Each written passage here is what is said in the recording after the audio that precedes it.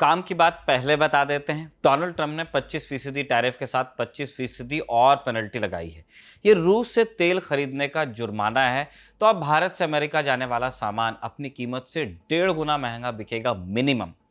ये है अपडेट। कहानी क्या है अब बताते हैं। सुनीता विलियम्स अंतरिक्ष में रहने का रिकॉर्ड बनाती हैं तो हमारा सीना चौड़ा होता है। कमला हैरिस उपराष्ट्रपति बनती हैं तो हमें खुशी होती है। काश पटेल को एफबीआई का कोतवाल बनाया जाता है तो हमें लगता है कि अब एफबीआई अपनी हो गई। विवेक रामास्वामी ट्रंप के करीब जाते हैं, डोज में बैठते हैं तो हमें लगता है कि हमारा आदमी अब अमेरिका को ठीक कर देगा। निम्रता रंधावा जब निक्की हेली बनकर साउथ कैरोलिना की गवर्नर बनती हैं तो हमें उसमें भी खुशी हो जाती है। अगर हमें राजदूत आज के आज शूट करके पब्लिश नहीं करना होता तो हम लिस्ट को और लंबा करते, क्योंकि नाम सिर्फ 5 नहीं है। अमेरिका में कुल 52 लाख भारतवंशी रहते हैं और ये गरीब गुरबा नहीं है। अमेरिका में भारतवंशी सबसे ताकतवर माइग्रेंट कम्युनिटी है। औसत अमेरिकी से ज्यादा कमाते हैं, ज्यादा खर्च करते हैं। रसूख इतना कि जो इंडियन अमेरिकन एक जमाने में डेमोक्रेट्स के वोटर माने जाते थे, डेमोक्रेट पार्टी के, इन्हें रिझाने के लिए रिपब्लिकन पार्टी ने एड़ी चोटी का जोर लगाया और इसका असर भी हुआ। बड़ी संख्या में इंडियन अमेरिकन लोगों ने रिपब्लिकन पार्टी का साथ दिया। भारत भी इन इंडियन अमेरिकन लोगों को बड़ी उम्मीद से देखता है, भारतवंशियों को, जैसे उसके 52 लाख राजदूत अमेरिका में बैठे हों जो भारत की आवाज को अमेरिका में बुलंद करेंगे। जब भी प्रधानमंत्री का दौरा होता है तो इनकी इस भीड़ स्टेडियम में जमती है, स्वागत में डांस करती है। कितने लोग तो भावुक होकर एएनआई को बाइट भी देते हैं। लेकिन जब से ट्रंप ने भारत के खिलाफ बदतमीजी शुरू की है, ना डांस हो रहा है, ना कोई कुछ बोल रहा है। साए साए की आवाज भी नहीं आ रही है। वो तो भला हो एएनआई की America bureau chief Reena Bhardwaj का, जो उन्होंने ट्रंप को आईना दिखाने की हिम्मत की। तो आज के एपिसोड में बात इसी की कि टैरिफ की लड़ाई में भारत के दोस्त कहां गायब हैं।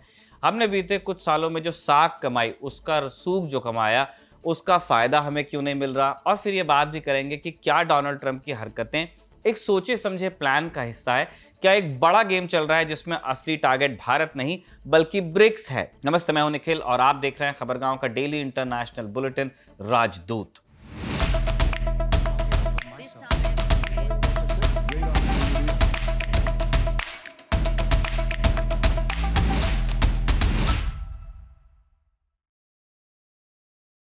इंटरनेट पर एक बहुत पॉपुलर मीम है, अमेरिका क्या कहता था, क्या हो तुम, आज हम कहते हैं तू क्या है बे, हम हैं। मीम मजेदार है देखने में, मैंने शायद कह के खराब कर दिया आपके लिए।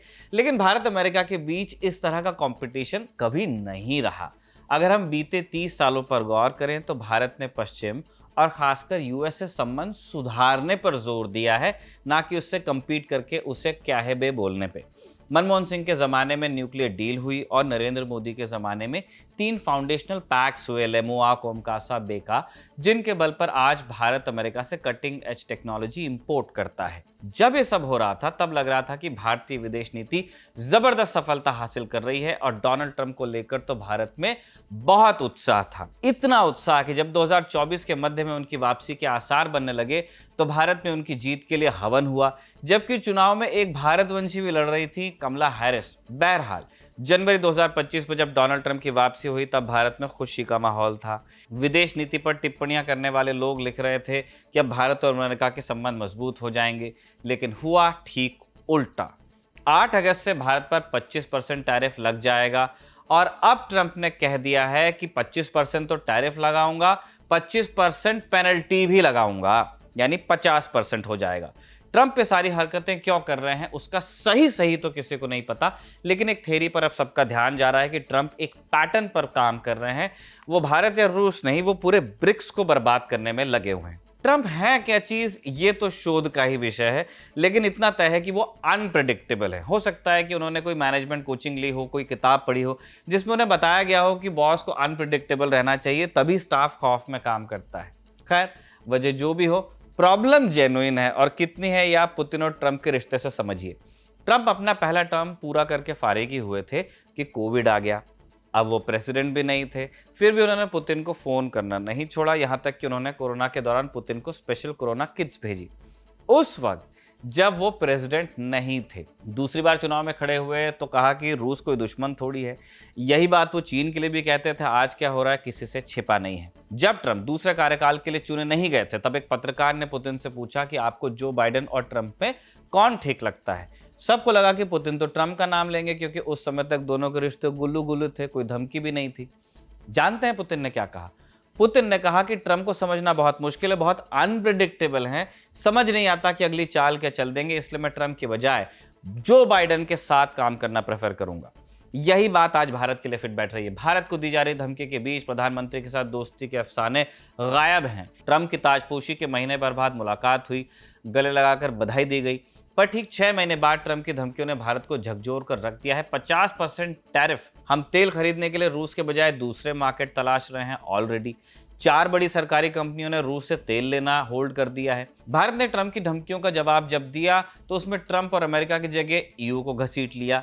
बस एक जगह कहा कि अमेरिका भी रूस से लेन देन करता है, न्यूक्लियर फ्यूल, फर्टिलाइजर, केमिकल वगैरह। जो कसर यहां रह गई विदेश मंत्रालय के जवाब में, उसे एएनआई की रीना भारद्वाज ने पूरा किया।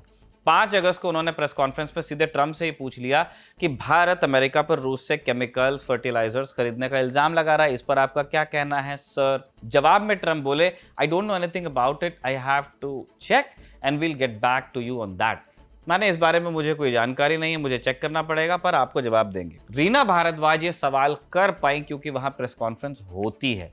इससे आपको जर्नलिज्म के लिए प्रेस कॉन्फ्रेंस का महत्व समझ आ गया होगा। खैर, हम टॉपिक पर लौटेंगे। ट्रंप ने मामला टरकाया नहीं है, कहा है कि वो जवाब देंगे, तो उनका जवाब जरूर आएगा, क्योंकि सारे मदान लोगों की तरह उन्हें भी लास्ट वर्ड वाली खुजली है कि नहला होगा तो मैं दहला मारूंगा ही मारूंगा। जवाब आने के चांसेस थे और यही हुआ। टैरिफ 25 था, पेनल्टी भी 25 हो गई। जैसे जैसे भारत और अमेरिका के बीच ट्रेड वॉर बढ़ रही है, इसका असर दोनों देशों की घरेलू राजनीति पर पड़ रहा है। भारत में विपक्ष सरकार को घेरने की जद्दोजहद में जुटा है, तो अमेरिका में इस फैसले पर राय बटी हुई है। मागा समर्थक कह रहे हैं कि भारत के साथ रिश्ता खत्म कर दो। मागा का एक धड़ा वैसे भी इंडियन अमेरिकन से जलता है। उनका मानना है कि भारतीय लोग अमेरिका में नौकरियां सस्ते दामों पर ले लेते हैं। वो लोग आईआईटी आईआईएम से पढ़े प्रोफेशनल्स को भी चीप लेबर कहते हैं, जैसे किसी गिरमिटिये को काम पर रखा हो और उसके चलते मजदूरी कम हो गई हो। ये मागा की बात हुई। नॉन मागा गुट से एक अलग तरह का रिएक्शन आ रहा है। निक्की हेली कट्टर रिपब्लिकन है, साउथ कैरोलिना की गवर्नर रह चुकी हैं, लेकिन ट्रंप के साथ इनकी बहुत जमती नहीं है, ये बात पब्लिक है। नॉन मागा के सबसे बड़े चेहरों में से है निक्की हेली। ट्रंप के खिलाफ प्राइमरी चुनाव में उतरी थी, लेकिन सफल नहीं रह पाई। उन्होंने 5 अगस्त को कहा कि हमें भारत के साथ रिश्ते इतने खराब भी नहीं करने चाहिए। एक्स पर वो लिखती हैं कि बात सही है कि भारत को रूस का तेल नहीं लेना चाहिए, पर चीन तो ईरान और रूस दोनों से तेल खरीदता है। हमने तो उन्हें टैरिफ में 90 दिनों की मोहलत दे रखी है। हमें चीन को नज़रअंदाज नहीं करना चाहिए और न ही भारत जैसे मजबूत सहयोगी से रिश्ते खराब करने चाहिए। ट्रंप की खुद की पार्टी की तरफ से विरोध के स्वर उठ रहे हैं, लेकिन अमेरिका में मौजूद इंडियन डायस्पोरा खामोश है। 52 लाख भारतीय मूल के लोग यूएस में रहते हैं, छोटी मोटी आबादी नहीं है। मौजूदा वक्त में 6 भारतीय मूल के कांग्रेसमैन अमेरिका में हैं, लेकिन अब तक किसी का मुंह नहीं खुल पाया है। हम ये सवाल इसलिए पूछ रहे हैं क्योंकि अमेरिका की राजनीति में भारतीय ठीक ठाक प्रभाव रखते हैं, हम सेलिब्रेट करते हैं उसे। लिस्ट हमने आपको बुलेटिन की शुरुआत में दी थी। अगर आप सोच रहे हैं कि हमने न्यूयॉर्क के ज़ोरान ममदानी का नाम क्यों स्किप किया, तो फिर आप सिचुएशन नहीं समझ रहे हैं। पॉइंट ये है कि अमेरिका में जिनकी सफलता पर हम इतराते हैं, वो इस क्राइसिस में कहाँ हैं। इतिहास में कई ऐसे मौके पड़े जब भारत के मुद्दे पर इंडियन डायस्पोरा ने अमेरिकी सरकार और वहां के राष्ट्रपति की भी आलोचना की। हम एग्जाम्पल्स देते हैं। शुरुआत से ही अमेरिका भारत की परमाणु नीति के खिलाफ रहा। 1974 में इंदिरा गांधी के दौर में टेस्ट हुआ हो या 1998 में अटल बिहारी वाजपेयी के दौर का परीक्षण, दोनों मौकों पर अमेरिका की गाज हम पर गिरी। 98 वाले परीक्षण के बाद तो भारत पर अमेरिका ने प्रतिबंध भी लगाए। इन प्रतिबंधों के विरोध में अमेरिका में मौजूद भारतीय समुदाय ने जबरदस्त प्रदर्शन किया था। इसमें वहां पढ़ने वाले भारतीय छात्र और वैज्ञानिक भी थे। एक हालिया उदाहरण राम जन्मभूमि बाबरी मस्जिद विवाद से जुड़ा है। जनवरी 2024 में कोर्ट के आदेश के बाद मंदिर बनवाया गया। तब वहां मौजूद कुछ भारतीय मूल के हिंदुत्ववादी संगठन टाइम स्क्वायर गए, वहां लगी विशालकाय चमचमाती स्क्रीन पर राम मंदिर के वीडियोस चलवाए। फुल सेलिब्रेशन हुआ, लेकिन जब सीधे देश की अर्थव्यवस्था पर हमला हो रहा है तो ये लोग गायब हैं। ये तो बात एक हो गई। अगले टॉपिक पे आते हैं कि क्या ट्रंप ये सब ब्रिक्स को तबाह करने के लिए कर रहे हैं। माइकल कुगलमैन, जो south Asia institute at the Wilson centre in Washington में डायरेक्टर हैं, वो अल जजीरा से कह रहे हैं कि ट्रंप भारत की स्ट्रेटेजिक ऑटोनॉमी को चोट पहुंचाना चाह रहे हैं। चूंकि भारत ब्रिक्स का मेंबर है, इसलिए वो उसके ब्रिक्स और रूस दोनों के साथ रिश्ते प्रभावित करना चाहते हैं। ट्रंप की ब्रिक्स से अदावत पुरानी है। वो अमेरिका के लिए ब्रिक्स को खतरा मानते हैं। राष्ट्रपति बनने के बाद कई दफे ब्रिक्स को धमकी दे चुके हैं। जुलाई में उन्होंने ब्रिक्स की खिल्ली उड़ाते हुए कहा कि लिटिल ग्रुप फेडिंग फास्ट है, यानी छोटा सा संगठन है, टिकेगा नहीं। लेकिन उसी छोटे गुट की ताकत का अंदाजा शायद उन्हें लग गया। इसलिए बाद में उन्होंने धमकियां देना शुरू की। ब्रिक्स मेंबर्स पर अलग से 10% टैरिफ की धमकी दी। लगभग सारे ब्रिक्स मेंबर्स के ट्रंप से पंगे चल रहे हैं, जैसे चीन के साथ ट्रेड वॉर, ब्राजील में बोल्सोनारो के नाम पर मौजूदा सरकार को परेशान किया जा रहा है, रूस के साथ पंगा था ही, भारत के साथ भी पंगा शुरू हो गया, दक्षिण अफ्रीका को रेसिज्म पर घेरने की कोशिश ट्रंप ने की थी व्हाइट हाउस के अंदर। ब्रिक्स के बाकी सदस्यों ने ट्रंप को खुलकर जवाब दिया है, स्पेशली 3 बड़ी पावर्स ने तो दिया ही है।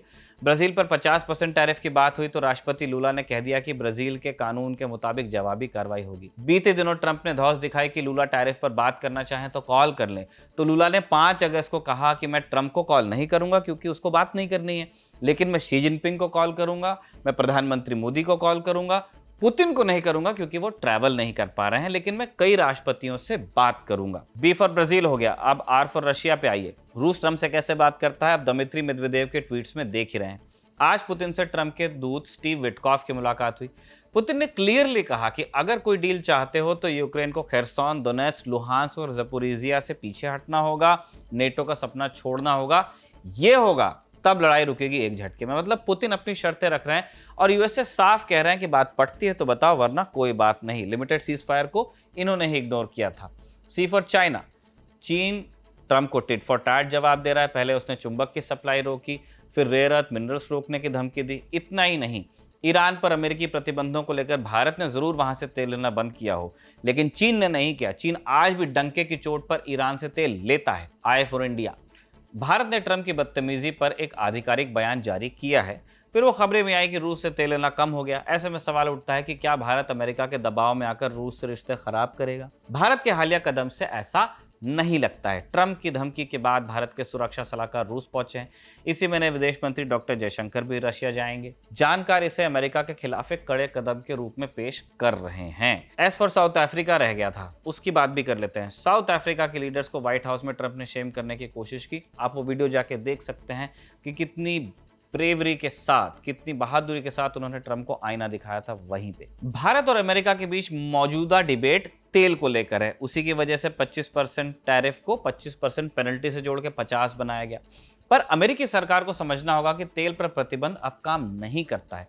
आप किसी मुल्क को पनिश करना चाहते हैं तो उनके तेल एक्सपोर्ट को रोककर यह कतई नहीं किया जा सकता। इसका जीता जागता उदाहरण ईरान और रूस है। 2018 में डोनाल्ड ट्रंप ने अमेरिका को ईरान न्यूक्लियर डील से अलग किया, जिससे डील काम की नहीं रह गई। प्रतिबंध ईरान पर जो लगे हुए थे पहले, फिर से लग गए। तेल निर्यात पर प्रतिबंध लगा तो बड़े देशों ने, जैसे कि हिंदुस्तान ने, हजारों साल पुराने अपने संबंध जो ईरान से थे उन्हें भुलाकर तेल लेना बंद किया। 2 साल बाद कोविड भी आ गया। इससे एक समय ईरान का तेल निर्यात लगभग खत्म हो गया, लेकिन धीरे धीरे ईरान ने अलग तरीकों से तेल बेचने का तरीका निकाला। ईरान ने नॉर्थ कोरिया को तेल दिया, बदले में हथियार लिए। जुलाई 2024 में ईरान के ऑयल मिनिस्टर ने कहा कि उनका देश 17 देशों को तेल बेचता है। ईरानी तेल का सबसे बड़ा आयातक इन दिनों चीन है। चीन अपनी जरूरत का लगभग 15% तेल ईरान से ही लेता है। फॉरेन पॉलिसी मैगजीन के मुताबिक इन दिनों ईरान चीन को हर रोज लगभग 20 लाख बैरल प्रतिदिन कच्चा तेल देता है, और ये बात किसी से छिपी नहीं है। जून 2025 में जब अमेरिका और इजराइल मिलकर ईरान पर बमबारी कर रहे थे, तब ईरान के ऑयल एक्सपोर्ट पर कोई प्रभाव नहीं पड़ा, बल्कि उस दौरान ईरान ने और तेल का निर्यात किया, पहले से ज्यादा। इजराइल चाहता था कि वो ईरान के गैस और ऑयल प्रोडक्शन पर हमला करे, लेकिन ट्रंप ने ऐसा करने से मना कर दिया। इसका मतलब यह है कि ट्रंप को इस धंधे की पूरी जानकारी थी और वो उस रिस्क को समझते थे कि अगर चाइनीज सप्लाई को हम सीधे हिट करते हैं तो क्या होगा। सेम यही बात रूसी तेल के लिए भी लागू होती है। रूस और ईरान के तेल का सबसे बड़ा खरीदार अगेन चीन को ट्रंप ने 90 दिन की मोहलत दी, क्योंकि चीन अमेरिका को अपने रेयर अर्थ मिनरल्स रोकने की धमकी दे रहा है। हमें भी ऐसा कोई दबाव अमेरिका पर बनाने की रणनीति बनानी होगी, वरना ये 50% टैरिफ कैसे झेलेंगे। इसके क्या तरीके होंगे हम नहीं बता सकते, लेकिन इंडियन एक्सप्रेस ने एक बड़ी दिलचस्प जानकारी दी है। 6 अगस्त को इंडियन एक्सप्रेस ने छापा कि जिस भारत को ट्रंप डेड इकोनॉमी कह रहे हैं, उसी में कई बड़े बिल्डरों के साथ मिलकर मुंबई, पुणे, कोलकाता और गुरुग्राम में प्रॉपर्टी ट्रंप ने खरीदी है। 1 साल से भी कम समय में ट्रंप की कंपनी को 175 करोड़ रुपए से ज्यादा का फायदा हुआ। अब प्रॉपर्टी का काम कितने फायदे से होता है, कितने कायदे से होता है, कितने रूल्स फॉलो होते हैं, किसी से छिपा नहीं है। ऐसे में क्या सरकार इन डीलिंग्स की जांच करेगी? हम कुछ सजेस्ट नहीं कर रहे हैं, बस फूड फॉर थॉट है। सोचिए और बताइए कि क्या ऐसा हो सकता है। आज का राजदूत लिखा था साजिद ने और अभिषेक ने इसे रिकॉर्ड किया था। आप खबरगांव को देखते रहिए।